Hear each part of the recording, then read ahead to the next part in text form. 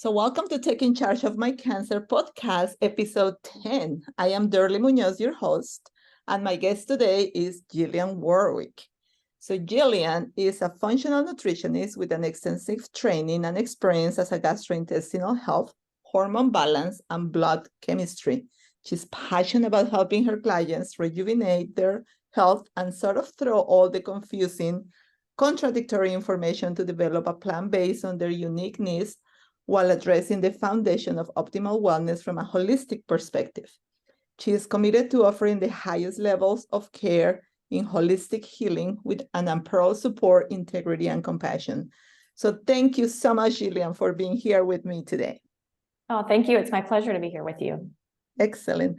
So you want to tell us what was all about your business? Like, how do you end up in this mission?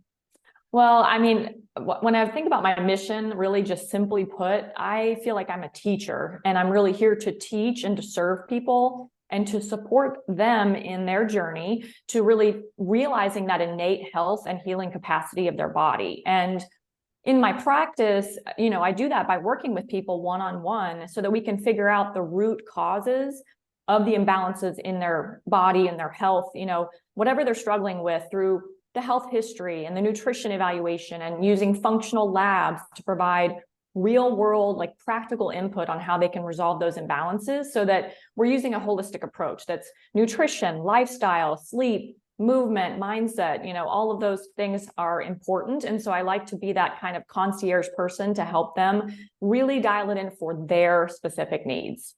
Awesome. And you don't know how much I listen to this every single day from my patients, because that's what they're really struggling with. In the beginning, it's like, well, I have this cancer diagnosis and it's all the fear of what is going to happen. And they go through surgery and they get relief from that. But then chemo happen and they get excited. I mean, not excited, but like stressed about it.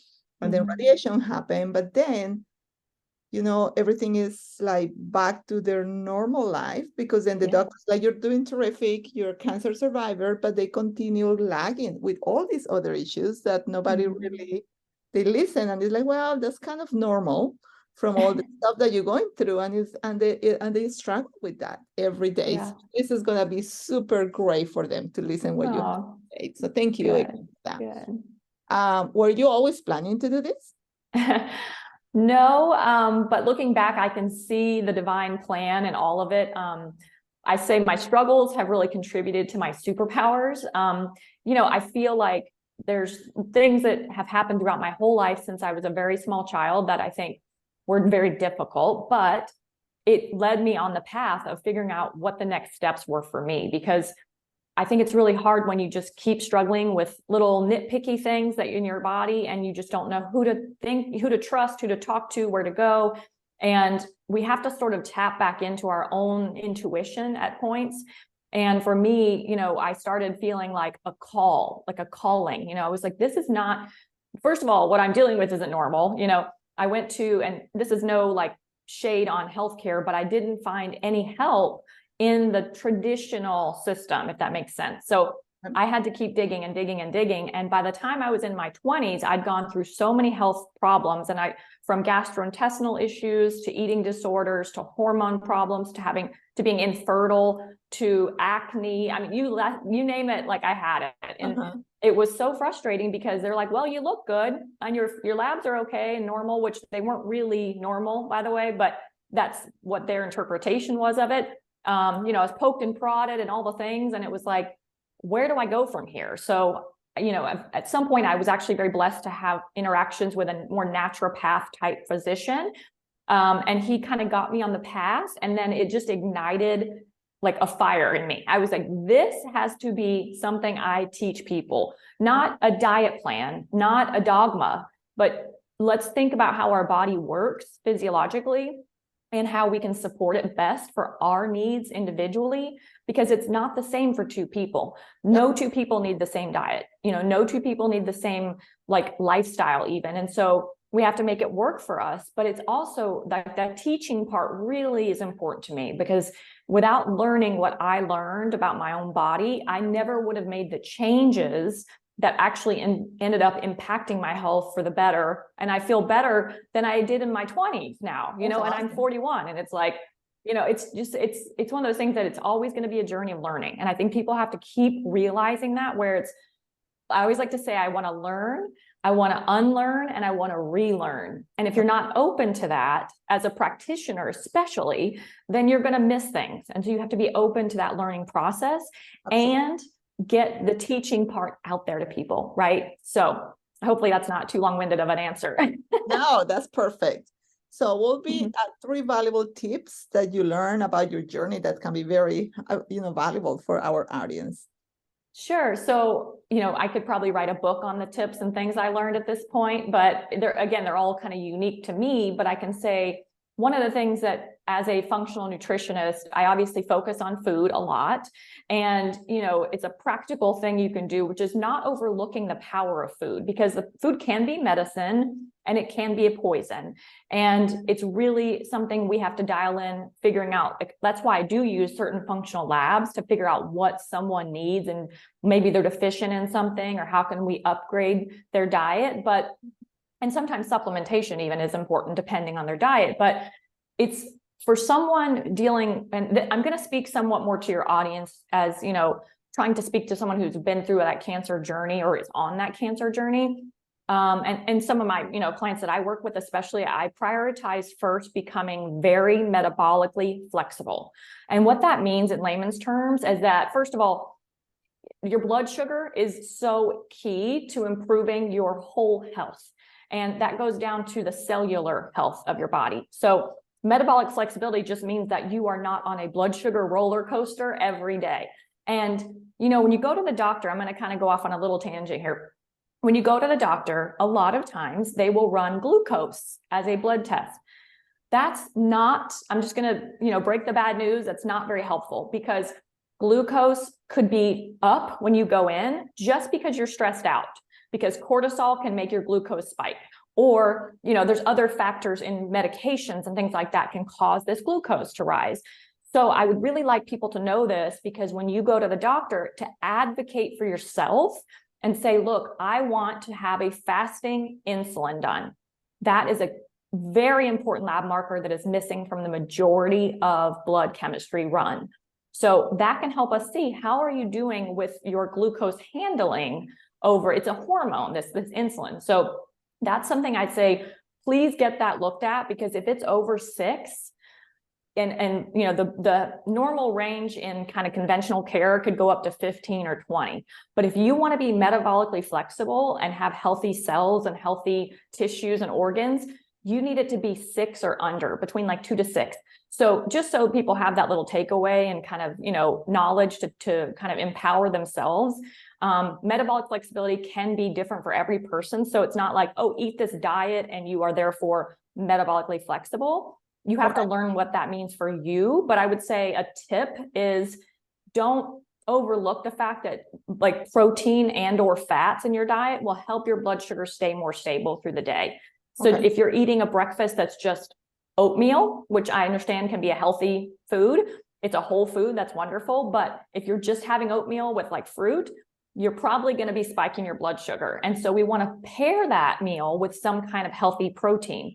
It could be, for me, I'm a omnivore, so I would have something like eggs or, some kind of a meat necessary, maybe something like that. But if someone doesn't do that, they can add some healthy nuts like omega-3 rich hemp seeds or chia seeds or something into that. So just little things like that to think about, that will improve that metabolic flexibility throughout the day. So number 2 is sleep. So sleep, I now tell people this because I probably would not have said this 5 years ago, but the research that I'm seeing and the studies on sleep, it now to me is more important that my clients prioritize healthy sleep and quality sleep than it is movement or food. Like, it's that important. If not, it's either as important or more important than those other factors. So, because sleep is when we rejuvenate and heal. And it's impacted by our lifestyles and our food and our hormones and our light exposure during the day or in the evenings, and the blue lights from all of our screens and things like that. So we really have to dial in sleep. And sometimes it's doing a sleep routine at night, or, certain sleep hygiene. Like I said, blocking blue lights, things like that can be really impactful. And then the third thing is, this is less practical, but it's only you can decide what's best for you. So we can do the Google searches and be part of social media groups and see the best, quote unquote, best doctors in the world. But in the end, we have to learn to trust ourselves and to follow our intuition. And that often comes back to just that innate, healing capacity in our body. And so it can be more of a spiritual journey, when we're on that road. That's awesome. So. That was great info. I'm like writing the stuff here because I'm like, oh my God, this is, sometimes I try to, again, just because I feel like I'm having this conversation with patients over and over. So I'm like, listen to great podcasts and try to listen to really good advice about nutrition. Of course, I'm not a nutritionist, but I know how, protein is super important as you go in because it's going to be a huge part of your healing process. And that's what I'm trying to kind of really tell patients. But what you just told me about this metabolism, flexibility, that's an awesome thing to just, I'm like, okay, want you to listen to this podcast. And I think that you will learn quite a bit about, try to really go in detail, like why is it that works. So that was awesome. That's great. Yeah. And that's why, like, during my time with clients, I just want to say that it's not, again, I'm not writing meal plans. I'm saying, how can we like take a snapshot of your diet for a few days and look at that and say, where can we improve things like metabolic flexibility? That's it. It's not about, weight loss can be a good consequence if someone's goal is weight loss, but metabolic flexibility is much more important than our weight. So anyway, just wanted to share that. Awesome. That was great. How about the most painful lesson that you have learned in this journey? I was thinking about this because, I know you shared the questions ahead of time, which I appreciate, honestly, because I can, otherwise probably go on 1,000 tangents today with you. But for me, like, I don't really see my lessons as painful, but more so just opportunities to do that learning and unlearning and relearning that I talked about earlier. If I was going to think about a lesson, it's more about keeping yourself curious and asking why, like why, go to the root of the root cause of what's going on. And the why can be, very practical whys. Like if we're looking into labs, we can see a why somewhere probably in that. But we also have to think about what our whys are as people, as humans, as individuals. What is the why behind what the goal is, and because that's a motivator too, right? People need to have a why. And, it can be in life, it could be in health, it could be in spirituality, it could be in, any of that. So that's how I see kind of the painful parts is more of a lesson in order to learn more. Okay, perfect. How about, is there anything that you have that will be a value for our audience, and will you share it with us? Definitely. So as far as value goes, I don't put out a lot of content. I'm not as active as I probably should be on social media or on my website, blogging, things like that. But probably because I really just see the need to support someone where they are right now and to, have a conversation with them about it. So what I would offer is that someone could book in with me this complimentary virtual 15-minute consult. You can access that on my website, or you can access it through I'll give you the link, and we could probably put it in the show notes. But if you just go to thejillianwarwick.com, you'll see a link there. Or you can go thejillianwarwick.com/schedule. And again, it's 15 minutes with me, Zoom is usually how I do it. It's free. And I want someone just to take away something from that, whether it's a tip for them, or just inspiration if they need it, or maybe we're going to work together in the future, and that there can be that conversation in that first 15 minutes, 20 minutes together. Okay, perfect. And then you already mentioned how can people find you, which was going to link into my next question. And you're right, I'll put all your links and website on the show so people can have access to that. Okay. What will be 3 books that you will recommend to the audience, and why? Yeah, and these are books that some of them would be just applicable to everyone, but especially the first one is definitely something that I really highly recommend for your audience. And it's called The Metabolic Approach to Cancer by Dr. Nasha Winters. It's really an innovative metabolic focused nutrition approach that she's a naturopathic integrative oncologist and a cancer survivor. And then she has a co-author who is a nutritional therapist, Jess Higgins Kelly. And they talk about the terrain of our body, that's really important for, prevention and management of cancer, but also they go into epigenetics, the microbiome, the immune system, toxins, blood sugar, like we talked about. So it's really an amazing resource. The second would be something that pretty much would be amazing for anyone to read, in my opinion, which is Deep Nutrition by Dr. Kate Shanahan. And she is a wealth of knowledge. She talks a lot about, calories not all being equal, and that food is information that really directs our cellular growth. So, people like to lean on the genetics and say, oh, I'm genetically going to do this or that, or have this or that, which really is only, if you ask me, or from what I've seen, it only contributes to less than 10%, if even that much, of what we're actually going to experience in our health. Because what you do, how you live, what you eat, all these lifestyle factors are how your DNA then is expressed through epigenetics. Epi meaning above genetics. So epigenetics is a really amazing field that's being studied more and more. So I love that book because she dives into all of that and how you can eat specifically and how you can live specifically, that, to do things with your DNA or alter your DNA in a good way, right? The last one is a little more, nuanced. It's The Biology of Belief by Dr. Bruce Lipton. This one is interesting because he really delves into biology specifically and cellular health and communication and all that, but he also goes into the mindset part of it, of the belief part of it, that, in how that also affects our beliefs, our beliefs inform our biology. So those are my top three probably for your audience. Awesome. Perfect. And I may just get you to just text me the name so I can put it in there so people are like, oh, I want to try to get the book. So that would be great. No problem. Okay. And then how about movies? Any 3 movies that you recommend? So I had to think about this because my movies that there's movies and then there's documentaries, and I'm going to share documentaries just because movies, I have my own favorites, but I don't think they would be as beneficial for your audience to know about. So these are more like educational, or maybe just giving you a little different view on things. So the first one is called Fantastic Fungi. People might have heard of this one. It's kind of popular, but it's a documentary about like mushrooms, basically, in the medicinal world of mushrooms, the way that they, their powers to help us heal, the powers they have to help with the regeneration of life on Earth. Like, it is incredible. And the cinematography and like CGI is just so cool with it. So I love that one. The other one would be Sacred Cow.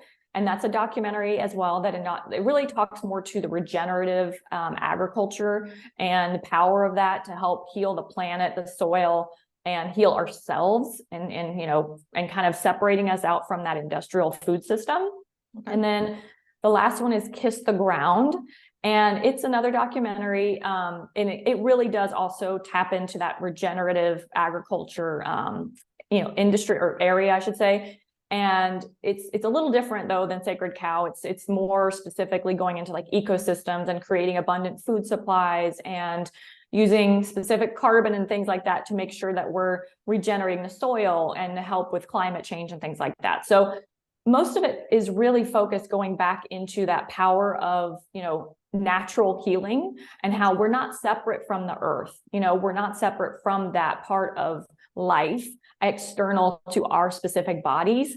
And we have to think about all that. Like, I wish I had land that I could farm and, grow my own food, and that's not practical for a lot of people. So this is not me saying that we all need to just like stop, grocery shopping and do all of our own food at home. That's not easy or practical. But I think the more we learn, going back to that teaching and learning, then we can at least understand how we have become as a society very disconnected from our food, very disconnected from our earth. And that is kind of creating over time more and more trouble in our health as people. Yeah, that was terrific. That was amazing. I'm like, oh my God, I'm so engaged. I'm going to start looking for those. Great. How about podcasts? So podcasts, if I could show you my phone, I have so many podcasts that I listen to. I don't even listen to music anymore, which I probably should. But the ones that I thought would be really good for your audience, and maybe that they had not heard about yet, one is actually more specific to cancer. It's called Cancer Liberation Project. And she and I don't remember the host's name now. It's actually a newer one to me as a podcast, but the interviews and the education on there are for like a more holistic approach to healing and for cancer support. So that's very helpful and practical. Number 2 would be the Resetter podcast by Mindy Pelz. She is just a wealth of information, and she doesn't just speak to women, but it's definitely more women's focused. But she has lots of good interviews on there about optimizing a lot of different parts of health and wellness. And then the last one is, it's kind of a funny name, Keto Camp. So Keto Camp with a K, K-A-M-P, Benazati. Now, even though it's called Keto Camp, at least from my experience with the podcast, it's not all about eating keto, which I know is kind of a fad or a trend and has some good things about it and has some not so good things about it for certain people. So it's not pushing that diet on people, but it's more of a good resource if you want to learn more about metabolic flexibility, like we were talking about. And the guests he has on are great. So I think those 3 would be very beneficial. Awesome. That's excellent. Such a really great info. I'm so excited about all this information I'm learning. Talking about learning and relearning, I'm like, oh, yeah. It has been like, has been a whole journey for me, kind of putting this podcast together.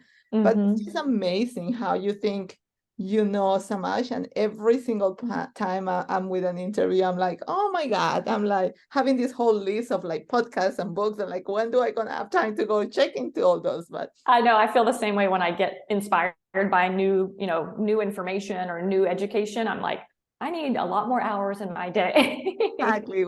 I need like 72 hours per day to get everything I wanted to do, right? Right. Has been any question that you wish I will have asked you and that you will have answered? Well, I would say I was just trying to think of something that, like, how could I be more give value today, basically be inspiring for someone. And I think what I would say is, if you ask me, what is one thing that your listeners can do today to improve their health, like today, not tomorrow, not the next day, not next week. And it would be, there's actually 2 things I'm going to say, and they're very different. The first one is more, informational, and that is to go to the website ewg.org, which is the Environmental Working Group. And the reason I'm putting that out there is because, again, it's one of those websites where there's no dogma around what foods or diet you choose to eat. It's very much just a resource, so you can start evaluating different parts of your lifestyle, your food, things that, your water quality, because they have different areas in there where you can search databases of personal care products, for instance, to see which ones you're currently using, whether it's like body washes or cleaners or makeups or, any of these things, personal care, that will help people see, okay, this is maybe not the best choice based on toxicity, and start to give it an upgrade into something better next time they purchase, right? Because we can't overlook the fact that even if we're eating the best diet ever, and we're, even just doing the best movement practices for us and getting good sleep, the toxins in our environment and the toxins in our personal care products really contribute a lot to, hurting our health in the long run. So that website also has an area where you can look at your water quality in your area. You can search by zip code and see what your municipal water supply has in it, which is frightening, but also important to know. And then you can choose to get a really good quality water filter. And, my best input on that, by the way, is Brita is probably not the best choice, because I see a lot of people doing Brita. At least it didn't used to be. Now they may have upgraded that a bit. And then you also have things that are better and still more affordable that, like, I would recommend for an entry point. So like the Pure filters, PUR, those are probably going to be a better choice. And also things like Zero filters, which you can find everywhere. So make sure you're getting good water quality in there. And then, they also have a website area where you can look at the produce. That is, every year they do this evaluation of the best and worst produce to buy, which is, call it the Clean 15 and the Dirty Dozen, which people probably heard about. So it's like,